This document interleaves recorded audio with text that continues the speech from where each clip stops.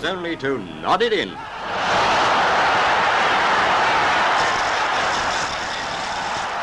The earliest evidence for an activity recognized as a form of football is from 3rd century BC during the Han Dynasty in China. It was a simple ball game known as tsuju, where the objective was to kick a leather ball through a small hole in a piece of cloth positioned a couple of meters above ground. It was originally used and intended as a military exercise, but the popularity of the game quickly spread among the upper class. The game later spread to other nations and also inspired the Japanese game Kimari, in which people stand in a circle trying to keep a ball in the air by kicking it for as long as possible. It's essentially the same as kick-ups but with slightly different rules. And clothes. Evidence for ancient games similar to football has also been found in places like Greece and Italy, but it wasn't until the 9th century that modern-day football truly began to take shape. Between the 9th and 13th century, an activity known as medieval or mob football spiked in popularity in England, Scotland, and France. Mob football is exactly what it sounds like. Large mobs, usually entire villages, would compete against each other trying to get a small object like an inflated animal bladder to a specific location. And with the exception of murder and manslaughter, almost anything was allowed to complete this objective. The games got so violent and disruptive to non-participants that in 1314, King Edward II issued a proclamation banning football in London. Many attempts to ban the games would follow in all 3 countries, but the bans were not very effective as people just kept on playing in secret. Beginning in the 16th century, a slightly different and familiar form of football were being played at public schools across England. It was a lot less violent than regular mob football, and more strict regulations were soon established. Things like only being allowed to use your feet, having a referee and a coach, passing, dribbling, and having a goal with a designated goalkeeper on each end of the playing field. Football began to transform into an organized sport rather than a chaotic riot.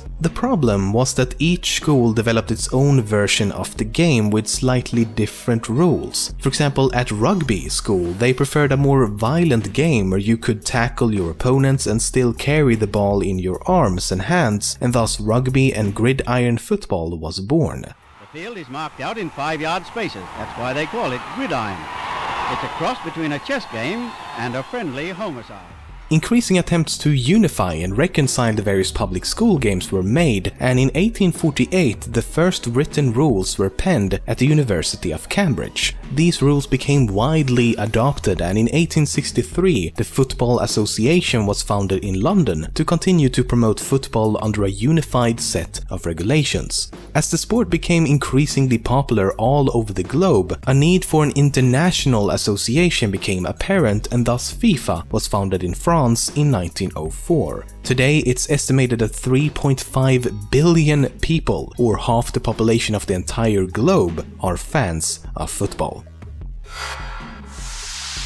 Why is it that countries like the US and Canada insist on calling the sport soccer while the rest of the world calls it football? It also makes a lot less sense to call a sport football when it mostly consists of using your hands, but it does make a bit more sense if you know where it came from. Calling the sport soccer actually began back in England, and here's why. As the Football Association was founded in London in 1863, the sport became officially known as Association Football. That was and still is the full title of the sport. This was done to distinguish association football from other variations of the game, such as rugby football and Gaelic football. But using the full titles in conversation can be a bit tedious, so shorthand names were used in their place. And a popular conversational form of creating abbreviations at the time was by applying the suffix ER. So rugby football became rugger, and association football became footer or soccer, often spelled with a CK at the time. So the word soccer comes from the abbreviation of the word association, found in the full title of the sport, Association Football.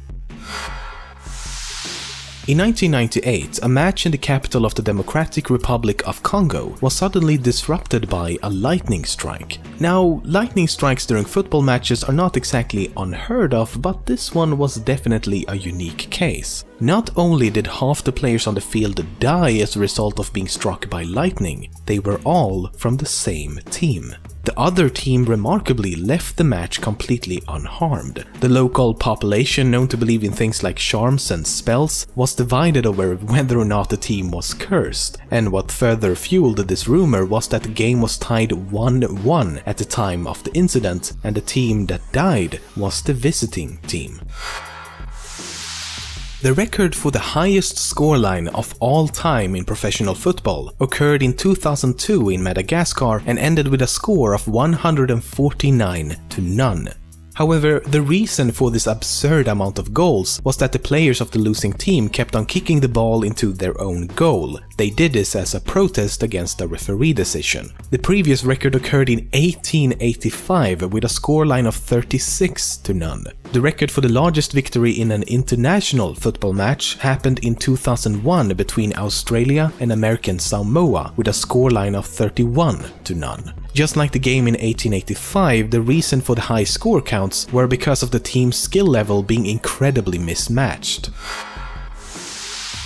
To a lot of people, football is a big deal. In places like Brazil, for example, it's more or less comparable to a religion. And just like a religion, this extreme passion for the sport can lead to some quite extreme situations. A perfect example of this is the 1950 FIFA World Cup hosted in Brazil. In the finals, it was Brazil up against Uruguay. For multiple days prior to the match, both the press and the general public assumed that Brazil would come out as the world champions. The organizers of the event had even prepared a speech for when Brazil ultimately won. To everyone's surprise, Brazil lost the match with a final score of 2-1, resulting in one of the biggest upsets in football history. So much so that some fans actually committed suicide by throwing themselves off the stands at the stadium, and a noticeable wave of suicides were reported in the days that followed. Brazilian newspapers and radio hosts even tried to ignore or deny the fact that they had been defeated. The entire thing has become known as Maracanazo after the name of the stadium. Even more dramatic, the 1970 FIFA World Cup prompted a war between two nations. In 1969, Honduras and El Salvador met during the qualification round for the upcoming World Cup. Honduras won the first game with a score of 1-0, which sparked a lot of violence among the fans. El Salvador would go on to win the second game with a score of 3-0, which ignited another wave of riots and violence. Finally, a playoff match took place which ended with El Salvador as the winner with a score of 3-2. Now, before all of this, these two nations were not exactly friends. Issues over land reform, immigration, and democratic problems were all rampant long before these games ever took place. So when El Salvador won the final game, Hondurans began assaulting and harassing Salvadoran immigrants all across the country as a sort of retaliation for losing the game. El Salvador, seeing this as a form of genocide, dissolved all democratic relations with Honduras the very same day and launched an attack on the nation only 2 weeks after the final match. The war lasted for 4 days until a ceasefire was signed, at which point more than 2,000 people had died. Because of this, it's become known as the Football War. The oldest football ball still in existence was found during an excavation project at Stirling Castle in Scotland. It's believed to be around 450 years old and is made out of a pig's bladder and cow leather. Whenever the Mexican player Javier Hernandez plays a match, crime rates in Mexico actually drop significantly. Mexican police has discovered that criminals across the country take a break from criminal activities to watch this national hero play a match. Crimes like carjackings, muggings, and robberies all have a noticeable drop whenever he's on TV. Not only that, but his appearance in a match even increases Mexico's birth rates. The game you're about to see is the most stupid, appalling, disgusting and disgraceful exhibition of football possibly in the history of the game. During the 1962 FIFA World Cup, a game between Chile and Italy became infamously known as the Battle of Santiago. Tension between the two nations and teams had built up long before the game began, and as a result, the players became rather violent during the game. The first attack happened only 12 seconds after the match began, and later in the game one player even performed a dropkick style maneuver. The referee during the game was Ken Aston, who did his best to control the increasingly violent players. As a direct result of this violent match, Ken Aston later introduced the idea of using yellow and red cards as a means of penalizing a player. Apparently the idea came to him as he drove down a street and saw the green, yellow and red traffic lights.